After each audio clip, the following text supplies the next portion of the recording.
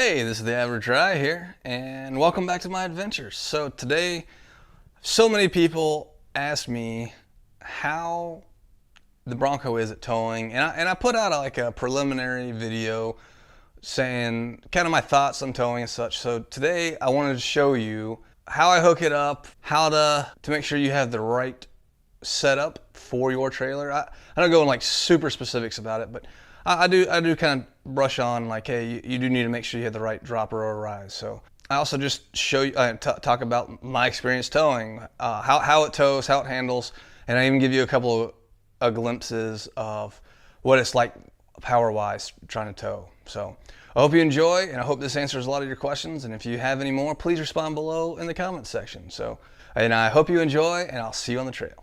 So for here, I just want to show you how the reverse camera looks when backing up to a trailer and how to turn off the reverse sensing alarm. So you can just turn that off. Ta-da! And now it doesn't beep. Oh, you turn that off by hitting that button.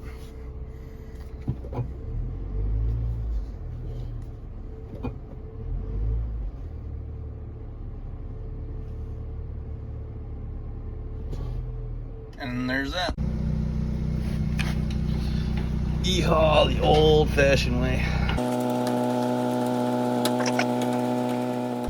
Hey, so right here, you want to make sure that's locked in before you go tow something. If it's not locked in, you won't be able to get that pin in. And if you can't get the pin in, then you know you need to sometimes you have to back up, scoot forward, whatnot to get the pin in.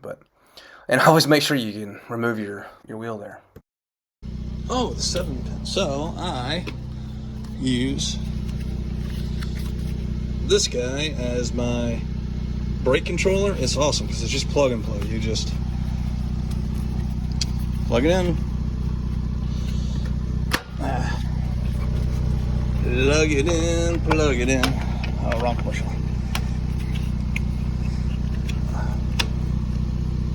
And you should get a little blinking light. Plug this guy in here.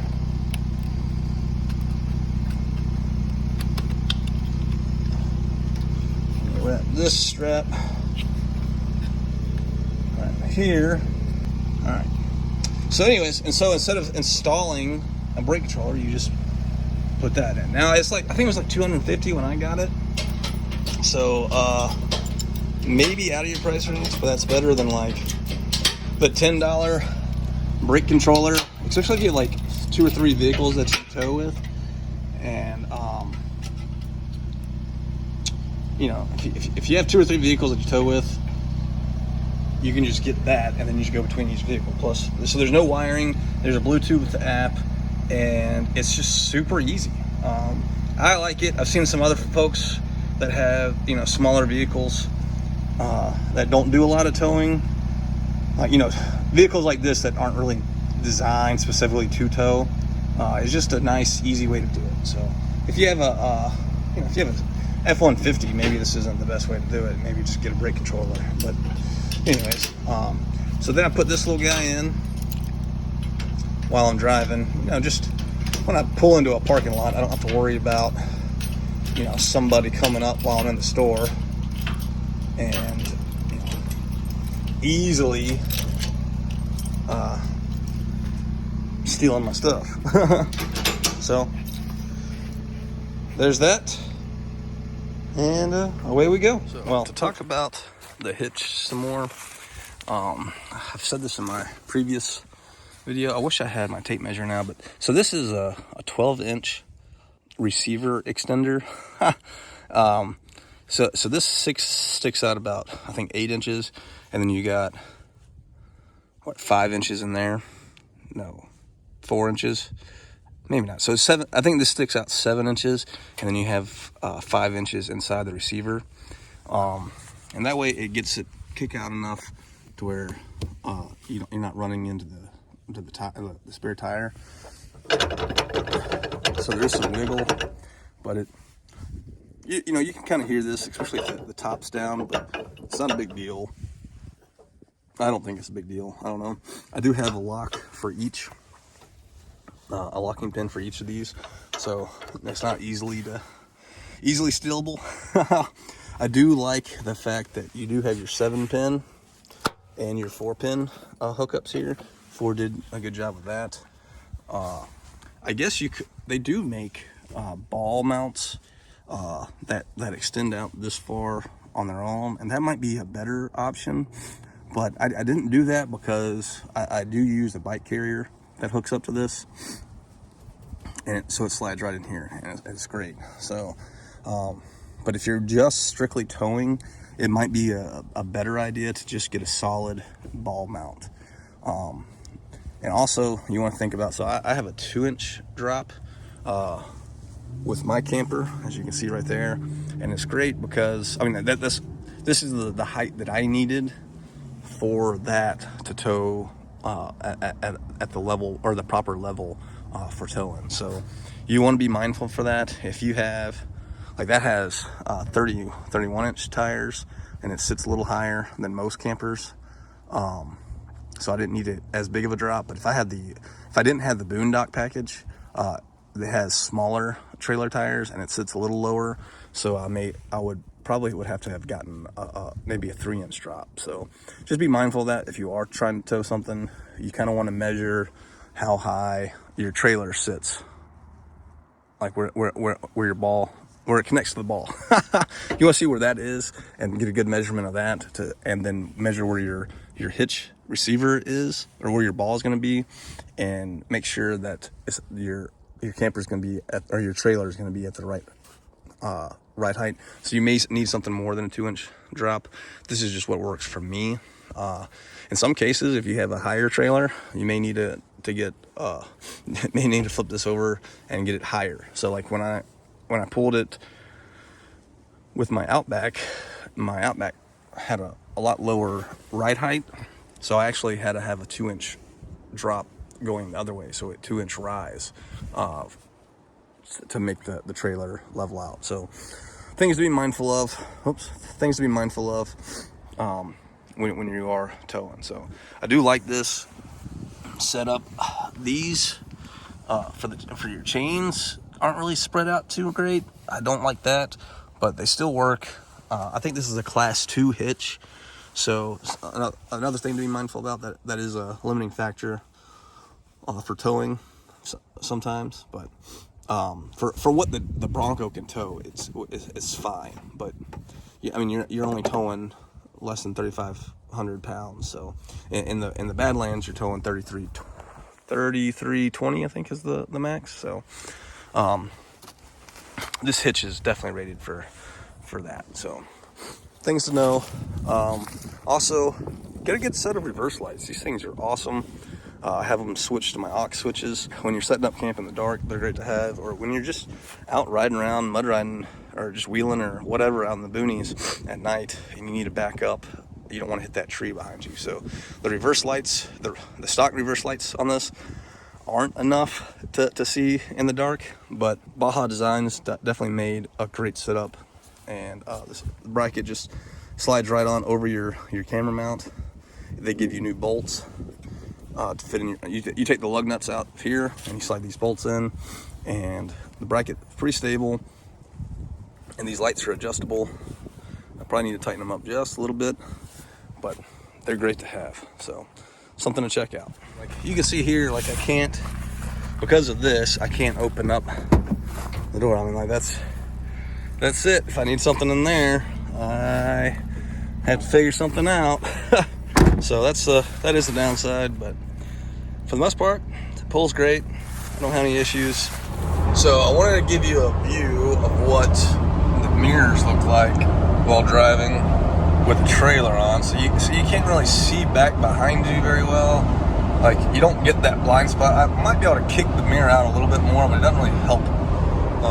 Same thing on that side's a little bit better.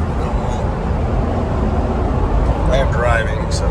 And then of course the rear view, you just get the trailer if you can see anything anyway. So that's it. That's the view. Here is my stats so far.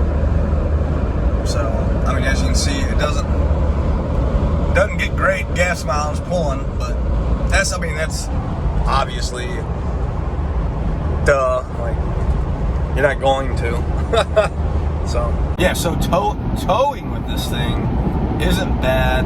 I do have electric brakes on the camper. For the most part, I feel like I can still stop almost as good when even though I have the trailer on, you know, as compared without it. I know that it is a little different. Like, I mean, I can't just like slam on my brakes, but it's still pulling the trailer with my brake controller. I feel like I still have good brake response, and like coming down those mountainous hills out there, and where I was at in Arkansas, you know, they're like, some of those were like 10-degree, according to the Bronco, some of those were like 10-degree nosedives, and you know, for about a mile or so, and I was able to maintain control of the trailer very well, and just ride it out in a low gear, and I didn't have any problems climbing up those same mountainous roads, even with the curves and everything. I didn't have any problem with pulling the trailer. So this thing's got enough power and enough braking to feel comfortable out there on the road with this. I've come up to a couple of even on this trip, I've come up to a couple of like standstills really fast, and I've had to slam on my brakes, and I've never had a problem. Like maybe a little sweat off the brow, but never had a problem with being able to stop when I need to stop. That's always good. All right, so you can see my trailer in the back, or that mirror right there. That's the light of it. Anyways, I hope you can see it. So I just wanted to show you kind of like what it looks like at night, one, and like I was going 75, no problem. There's some traffic out now. You can see the numbers there. Going over some like rolling hills, and I'm not really having any issues. Going 76, 77, and that's going uphill, no problem. So it's pulling a trailer. That's, like I said, my trailer's probably sitting around 1,700 pounds right now. Going up this hill, like, no problem. Absolutely no problem. You know, just gotta give it a little more gas. All right, trailer's on. I want to do a 0 to, oh, come on. Ha, there we go. I wanted to do a 0 to 60 test, but that's gonna be hard to do. Anyways, the trailer's on. I'm about to get on the on-ramp, but you're gonna see how easy it is to accelerate. If I can, there we go. Have a terrible shift, but yeah, you get the idea, I think. I mean, pulling 1,700 pounds isn't too bad. 0 to 60, not too bad. And that was me like not even gutting it. Now, granted, I did have a rolling start, but I think you get the idea. All right, so those are the numbers for the trip. I averaged 13 miles a gallon because I was going like 80 the whole way, so not too bad, I don't think. But yep, that's from campsite to house. Enjoy. Hey, welcome back. I hope you enjoyed the video. And right here, you should be able to click the next video, which is my 5,000 mile review of the Bronco. So click here, check it out. Hope you enjoy. And again, I'll see you on the trail.